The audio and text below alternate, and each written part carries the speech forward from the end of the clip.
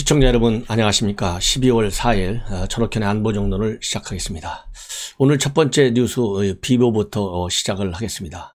제가 이렇게 좀 이 불행한 사건을 가지고 오늘 첫 번째 뉴스로 여러분들께 말씀을 드리게 된 것은 바로 이 사건은 개인의 한 명의 불행이 아니고 나라의 불행일 수도 있다, 이런 생각이 들어서 이러한 사례는 이제 우리가 예방해야 될 것 아니냐, 이런 생각이 들고요.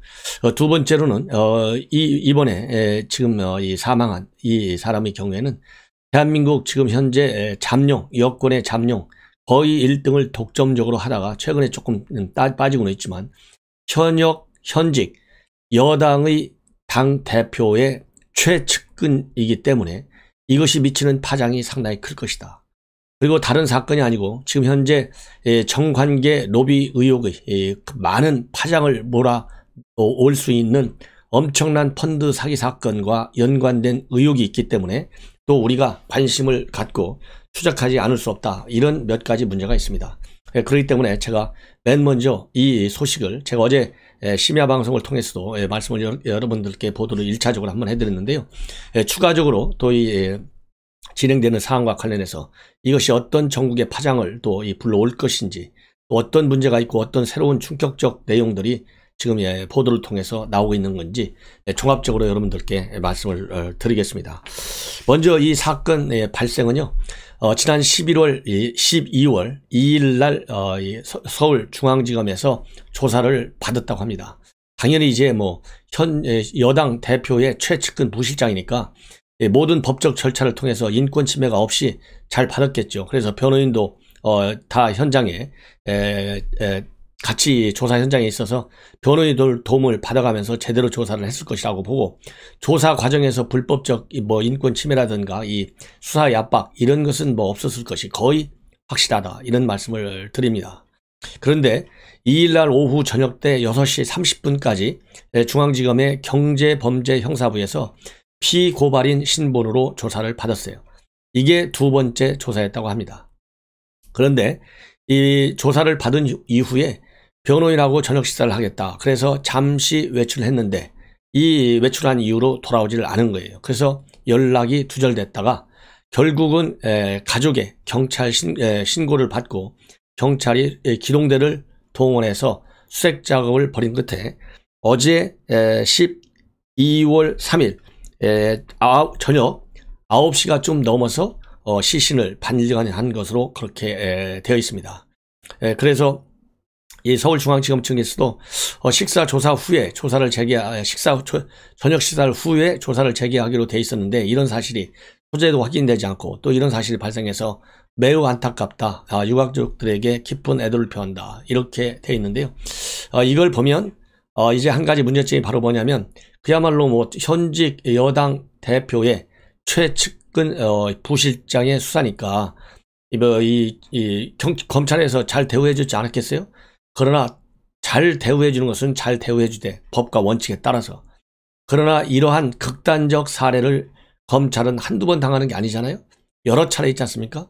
그렇기 때문에 아무리 실세와 관련된 수사를 하더라도 수사를 강도 있게는 못한다 할지라도 지금 현재 지금 더구나 이성윤 중앙지검에서 이성윤 때문에 제대로 수사하는 게 뭐 있습니까? 그렇기 때문에 그런다 하더라도 이러한 최악의 사태에 대비한 이 검찰 수사 당국의 이 예방 조치가 철저히 마련돼야 되겠다. 그래서 저녁 식사를 하고서 한다고 나가서 안 돌아가지고 이게 사고가 났잖아요. 그러면 물론 여기에 이제 법적인 어떤 조치가 필요한지는 모르겠지만은 이러한 예방책을 철저하게 법적으로까지 만들어서 또 이러한 우발적 상황을 예방하겠다고 해서 지나치게 감시 감독한다거나 또 미행을 한다거나 이렇게 될 경우는 사찰로 연계가 되니까요. 순전히 목숨을 보호하기 위한 이런 극단적 선택을 예방하기 위한 별도의 특단의 조치가 강구해야 되겠다라고 하는 문제를 제가 제기하고 싶습니다. 자, 그러면은 이분은 어떤 분이냐? 그야말로 이낙연 대표가 말이죠, 정계에 입문하면서까지 한 번도 떠나지 않은 최측근으로 알려져 있어요. 물론 2014년도에 이 경선용 권리당원 확보를 위해서 당원 2만여 명한테 당비 3만 3천여만 원을 대납한 혐의로 구속됐다가 넉 달 만인 2016년도에 다시 정부 특보로 위촉됐어요. 그래서 그때 이 옥고를 치른 기간을 빼놓고는 한시도 떠난 적이 없다, 이렇게 되어 있고요. 이번 선거 때도 이 자원봉사 형태로 이 도와줬다, 그렇게 지금 알려지고 있어요. 그렇기 때문에 이 선관에서 이낙연 대표의 선거와 관련해서 직접 특별한 직책을 맡고 있지 않았기 때문에 이 당 대표의 당선 무효에는 큰 영향이 없을 것이다 라고 하는 일단의 판단들이 있기는 있습니다. 그러나 선관위에서 지금 현재 그리고 검찰에서 관심을 갖고 있는 것은 다른 정치 자금과 연결된 고리 역할을 한 것이 아니냐라고 하는 그런 의혹과 가능성을 염두에 두고 수사를 했을 가능성이 있다는 그런 보도도 나오고 있습니다. 그래서 현재 선거가 끝난 이유는 당 대표실에서 이 부실장을 맡고 있어요. 그러니까 부실장이니까 당 대표 비서실장이 있을 거 아니에요. 그러면 통상 비서실장은 지금 현재 현직 의원이 맡고 있고, 그러면 그 부실장이니까 세컨맨이지 않습니까? 그 정도로 정말 실세 역할을 해온 사람이다, 이런 말씀을 드리고 싶어요. 그래서 이번 그러면 이제 어떤 요즘에 어떤 상당히 좀 안 된 그런 뉴스가 있는데, 어떤 안 된 뉴스가 있냐면 최근에 한 어머니가 돌아가셨다고 합니다. 그러면은 뭐 다 누구든지 자식으로 태어나가지고 부모님 모시잖아요. 그러면 자식의 입장에서 자기 부모님이 떠난 것만큼 슬픈 게 어디가 있겠어요. 그래서 그런 충격에 빠진 상태에서 이렇게 검찰 조사를 받으니까 그 심정이야 오직 하겠습니까? 그런 이제 충격적 사실이 있었고, 그 다음에는 이제 과거 2014년도에 그런 권리당원과 관련된 당비를 대납해줬다, 이 혐의로 실질적으로 구속됐다가 출소된 그런 아픈 또 트라우마가 있잖아요. 이런 아픈 트라우마 때문에 최근에 검찰 고발과 관련해서 주변에 내가 상당한 스트레스를 받고 있다라고 하는 것을 토로해 온 것으로 그렇게 지금 알려지고 있어요. 그렇기 때문에 이번에 이제 충격적인 이런 이 선택도 바로 이 두 가지가 상당히 영향을 줬을 가능성이 있고, 더군다나 지금 이 혐의가 두 가지지 않습니까? 이 하나는 이 옵티머스 측에서 트러스트홀이라고 하는 관계사를 통해서 이 복합기를 대여해줬어요. 그 돈은 뭐 한 달에 얼마 안 됩니다. 한 달에 뭐 10여만 원 정도밖에 안 되고, 그래서 2월부터 5월까지 다 합쳐봐야 한 70여만 원밖에 되지 않는다, 이렇게 돼 있었는데요. 더 이제 큰 의혹을 받고 있는 점은 뭐냐면, 이 옵티머스 측에서 김재현 대표의 지시로 인해서 어떤 사건이 있느냐, 즉 1,000만 원 이 김재현 대표의 지시를 받고 그 이낙연 대표의 사무실에 소파와 같은 가구 한 1,000만 원어치 집기를 제공했다, 이러한 진술을 검찰에서 가지고 있어요. 이 진술은 누구한테로 받았냐면 검찰이 옵티머스 로비스트로 활동한 김모 씨로부터 이러한 진술을 확보해서 이것도 같이 수사 중에 있습니다. 그래서 이러한 수사의 압박이 말하자면 심리적으로 이렇게 극단적 선택을 이렇게 했을 가능성이 있다, 이런 말씀을 드리지 않을 수가 없습니다. 자, 그렇다고 본다면 이제 그러면 이게 이번 사건 수사 과정에서 또 어떤 문제점들이 제기되고 있냐면요, 쭉 보니까 이거를 서울중앙지법 경제범죄형사부에서 지금 수사를 하고 있는데요. 여러분들 아시다시피 중앙지검의 지검장이 누구예요? 이성윤이잖아요. 이성윤이 누굽니까? 문재인 대통령의 경희대 법대 후배예요. 그러다 보니까 최근에 경희대 법대에서 난리가 났잖아요. 경희대 법대인으로서 부끄러워 창피해 죽겠다, 제대로 좀 추미애 좀 손 좀 봐라, 이런 지금 이 경희대 측에서 경희대 법대에서 반발이 일어나고 있어요. 그 사람이 바로 이성윤입니다.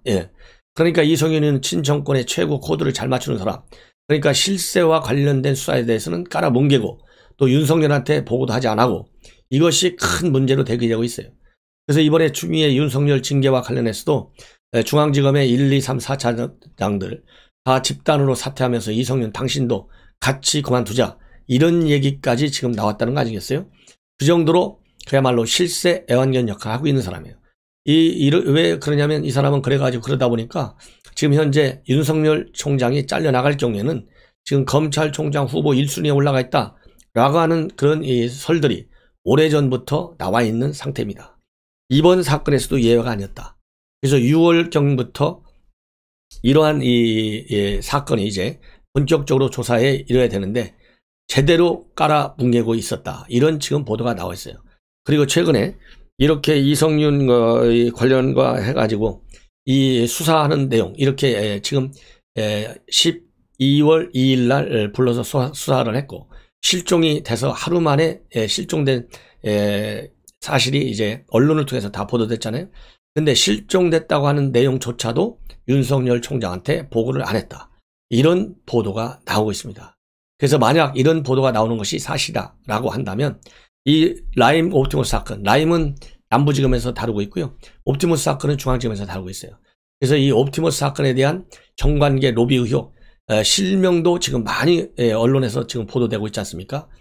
옵티머스 사건, 라임 사건도 당연히 실명까지 거론되면서 로비 의혹들이 제기되고 있고, 그 다음에 옵티머스 사건도 그야말로 살아있는 실세들과 관련된, 그리고 여권 인사들과 관련된 실명들이 이미 오래전부터 나오고 있어요.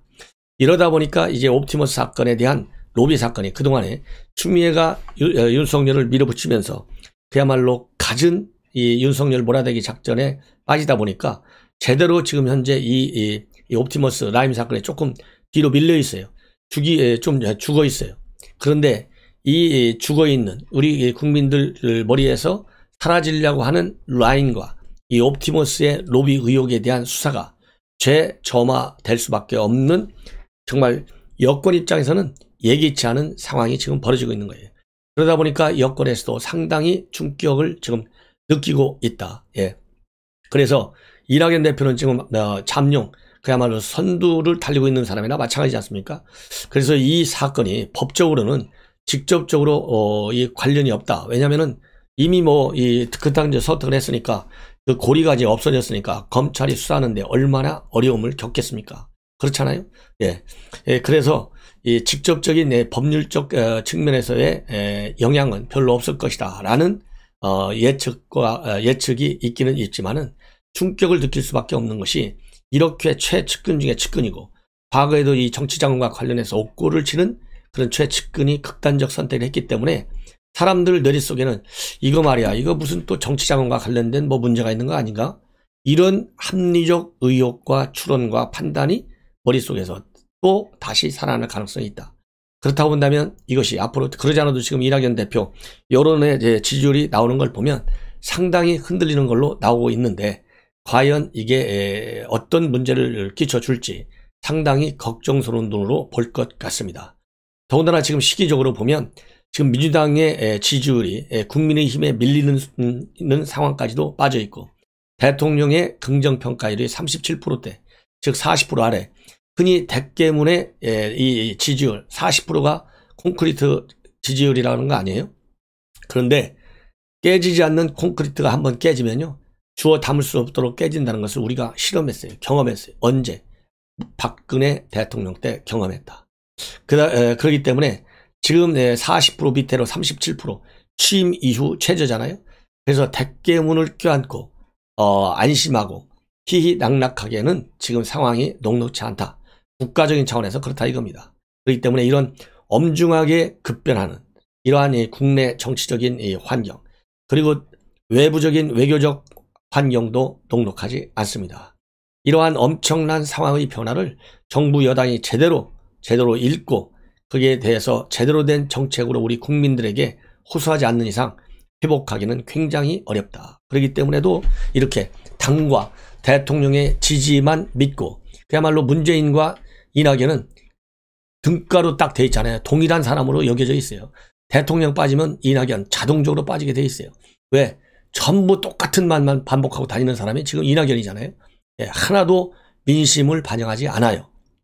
그렇기 때문에 가장 큰 직격탄을 맞을 수 있는 사람이 여권의 잠룡 중에서는 이낙연과 이재명을 볼 때는 이낙연 쪽으로 더 영향이 클 것이다. 그래서 잠룡 가도에도 예기치 않은 어떤 결과가 또 올지 부딪힐지 정말 굉장히 민감하게 지금 사태의 추이를 여당 쪽에서, 이낙연 대표 쪽에서는 볼 것이다. 이런 말씀을 드리고 싶습니다. 참고적으로요, 이 옵티머스와 관련된 로비 의혹, 이 한 5천억 원대의 이 펀드 자금이 지금 다 날아가게 생긴 거 아니겠어요? 그런데 이 관련해서 이 행방불명된 돈이 엄청납니다. 수표로 빠져나간 돈만이 863억 원에 상당하고 있고, 이 돈이 그러니까 행방불명된 거예요.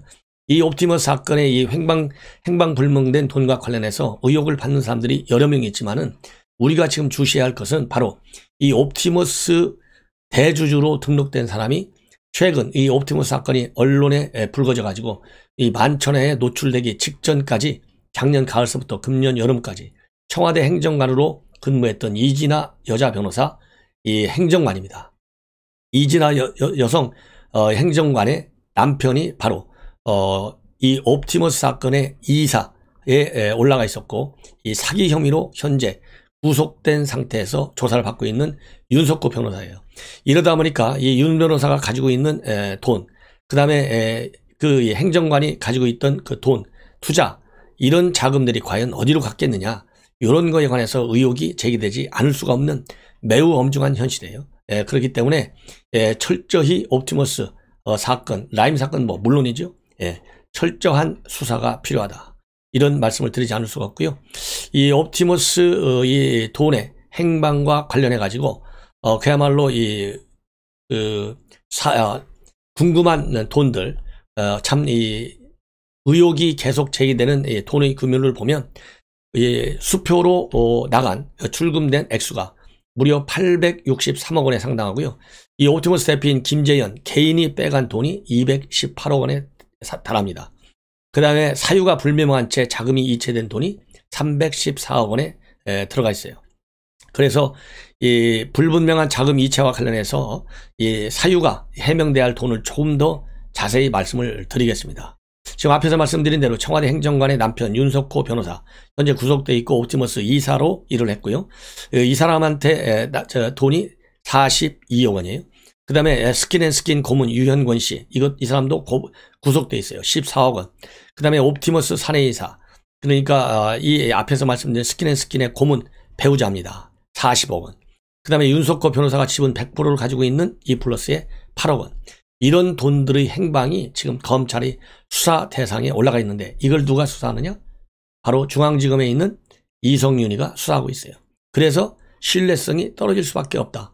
이러다 보니까 야당에서, 그리고 또 언론에서는 이번 이 옵티머스 사건과 라임 사태에 관해서는 특검을 통해서 이것은 수사에 나서야 되겠다, 이런 지금 요청과 압박이 쇄도한 바 있다, 이런 말씀을 드리고 싶어요. 자, 이거와 관련해서 이렇게 여당이 이런 그 라임과 옵티머스 사건 이런 등등 수사에 소홀히 하는 이유는 바로 대깨문의 40% 콘크리트층. 그런데 이것만 믿다가는 큰일 난다. 뭐 한마디로 쉽게 해서 큰일 나는 거예요. 나라가 꼴이 아니에요. 그러면 그래서 이 문제를 우리가 한번 점검해 볼 필요가 있다, 이런 생각이 드는데요. 마침 오늘 이 조선일보에 박정훈 논설실장이 쓴 박정훈 칼럼이 있습니다. 제목이요, 그래도 우리인이 잘한다는 철벽 40%에게, 이렇게 되어 있는 칼럼인데요. 이걸 제가 전량 읽어드리겠습니다. 한 4, 5분쯤 걸리는데요. 꼭 한번 들어보시면 굉장히 좋을 것 같습니다. 그래서 40% 철벽 지지층만이 정권의 무한 폭정에 제동을 걸 힘이 있다. 아무리 우리인을 사랑하는 지지자라도 나라 거들나는 꼴은 바라지 않을 것이기 때문이다. 이것이 핵심 요지 메시지입니다. 문재인 정권이 이토록 막무가내로 권력을 휘둘릴 수 있는 것은 40% 내외의 철벽 지지층을 믿기 때문이다. 아무리 법을 무시하고 폭증해도 국정 지지율은 40%의 마지노선을 지키고 있다. 법치를 위협하고 민주주의를 흔들고 경제를 망가뜨리고 부동산을 망쳐도 40% 지지층은 요지부동이다. 그러니 겁날 게 없다. 야권이 지리멸렬이니 40%만 있으면 어떤 선거도 이길 수 있다 생각할 것이다. 정권 재창출만 성공한다면 위법과 권력 남용과 실정의 책임을 덮을 수 있다. 조폭 같은 무리수를 두어가며 검찰총장을 찍어내는 것도 그런 계산이 서 있기 때문이다. 대깨문으로 불리는 극단적 골수 지지층은 대략 수천 명 수준이라고 한다. 나머지 40%의 대부분은 저마다 합리적이고 다양한 지지율을 갖고 있을 것이다. 문 정권이 촛불혁명의 후계자란 인식, 약자와 서민 편에 설 것이란 믿음, 불공정 불평등을 개선해 줄 것이란 기대감 등등이 있을 수 있다. 노무현의 비극에 미안함을 가진 이도 있을 것이다. 아니면 야당에 대한 비호감이 정권 지지로 반사돼 나타날 수도 있다. 다 나름대로 일리 있는 이유들이다. 문정권을 떠받치는 국민 40%의 판단과 정치적 선호를 존중한다. 그런데 철벽 40%에게 묻지 않을 수 없는 말이 있다. 문정권이 벌이는 이 기막힌 극국정 파괴극의 실상을 알고는 있는가? 온 나라를 한 번도 경험 못한 꼴로 만들었다는 사실을 알면서도 지지한다는 건가? 우리 편의식 진영 편향에 빠져 정권이 잘못에 애써 눈 감은 것은 아닌가? 우리 인위만 지킬 수 있다면 나라가 거덜나도 괜찮다는 건가? 문정권이 이렇게까지 윤석열 제거에 혈안이 된 이유는 하나일 것이다. 칼날이 대통령에까지 들이닥치는 것은 막아야 하기 때문이다. 검찰이 울산 선거 개입 사건을 파헤치며 권력 심장부를 겨누자 추미애를 법무장관으로 보내 검찰 장악에 돌입했다. 대통령이 연루된 원전 수사가 본격화되자 검찰총장 직무정지라는 초유의 초유의 암수까지 강행했다. 그 과정은 온통 불법과 위법으로 얼룩져 있다. 검찰 개혁을 오프랑했지만 권력 비리를 덮으려는 정치 공작에 다름 아니다. 아무리 우리 편 정권이라도 범죄 은폐까지 지지한단 말인가. 문정권은 못 사는 사람들을 더 못 살게 하는 정책을 추진한 역대 최초의 정권이다. 소득 주조라는 기상천외한 발상으로 저소득층 일자리를 빼앗고 빈곤층 소득을 줄였다. 정책 아닌 부동산 정치로 집 없는 청년, 서민을 영원한 무주택의 감옥에 가두어 놓았다. 약자 편이라던 정권에서 소득 격차, 자산 격차가 최악으로 벌어졌다. 잘못된 정책이 부작용을 일으키는 것을 뻔히 보면서도 수정 보완 없이 밀어붙였다. 무능이나 실수가 아니라 정책의 고의의 결과였다. 직감 하나만으로도 문정권은 서민 편에 설 자격이 없다.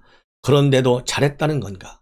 문정권은 공정과 정의를 짓밟은 정권이다. 반칙과 특권의 화산과도 같은 조국을 정의 담당 장관에 임명하고 위안부 할머니들에게 기생한 윤미향에게 의원 배지를 달아주었다. 모두의 용이 될 필요는 없다. 가분개, 가재, 붕어, 개구리로 살라더 하더니 자기들은 위장 전입하고 자녀 유학 보내며 특권 코스를 달렸다. 사는 집 아니면 팥이라며 온 국민을 겁주더니 자주택은 기본이요 재개발 재테크에다 딱지 투기에 열을 올리고 있었다. 문정권은 역대 최고의 거짓말 정권이기도 하다. 취임식 연설부터 거짓말 투성이었다. 국민 모두의 대통령이 되겠다더니 내 편만 챙기는 반쪽 대통령이었다. 국민과 수시로 소통하겠다니 불통과 오만을 치달았다. 권력을 나누겠다니 제왕처럼 권력을 휘둘렀다. 분열 갈등을 끝내겠다더니 온갖 곳에서 편가르고 갈등을 조장하는 일로 날밤을 세웠다. 이런 거짓말 우유선을 어떻게 지지할 수 있단 말인가. 행정부와 국회, 법원, 검찰까지 장악한 문정권은 겁나는 것이 없다. 야당 견제에도 언론 비판에도 눈조차 깜빡하지 않는다. 이 정권이 유일하게 두려워하는 것이 지지율이다. 지지층이 돌아서 정권 재창출에 실패하면 어떤 꼴을 당할지 잘 알기 때문이다. 40%의 마지노선이 무너지는 순간 문재인 독재는 동력을 잃게 된다. 더 이상 오만과 불통의 통치를 할 수 없게 된다는 뜻이다. 철벽 40%만이 문정권을 정신 차리게 할 힘을 갖고 있다. 소수의 대깨문을 제외한 대부분은 합리적 판단을 하는 지지자라고 생각한다. 문정권에 대한 사랑이 너무 큰 나머지 불편한 사실을 보려하지 않을 뿐이다. 40%가 묻지마 지지를 끝내고 경고 메시지를 보낸 것만이 정권의 무한 폭주를 막을 유일한 방법이다. 지금은 맹목적 지지가 아니라 감시의 채찍을 들 때다. 아무리 우리 인의를 사랑하더라도 나라가 엉망이 되는 것을 바라지 않을 것이기에 이렇게 결론 내 있습니다. 그래서 이 문파 여러분들 정신 바짝 차리십시오. 사즉생이고 생즉 삽니다. 이런 말씀 무겁게 알아들어야 할 마지막 순간에 와 있다. 이런 말씀을 드리고 싶고요. 그리고 문재인 대통령 그리고 이낙연 대표 그야말로 법을 준수하는 대통령과 그야말로 대표가 돼서 무너져가는 법치주의를 반드시 살려야 되고 그 첫 단추는 바로 추미애를 지금 당장이라도 경질시키는 길밖에 없다. 이런 결론적 말씀을 드립니다. 시청자 여러분, 최근에 제 방송 많이 시청해 주셔서 거듭 고맙다는 말씀을 드리고요. 제가 논설과 사설 통째로 읽어드리는 것은 제 혼자 읽기에는 정말 아까울 정도로 아주 귀한 그러한 정말 보배 같은 칼럼과 그리고 사설을 엄선해서 제가 읽어드리고 있습니다. 시청자 여러분들께서 꼭 저와 인식을 공유할 것을 당부드립니다. 대단히 고맙습니다.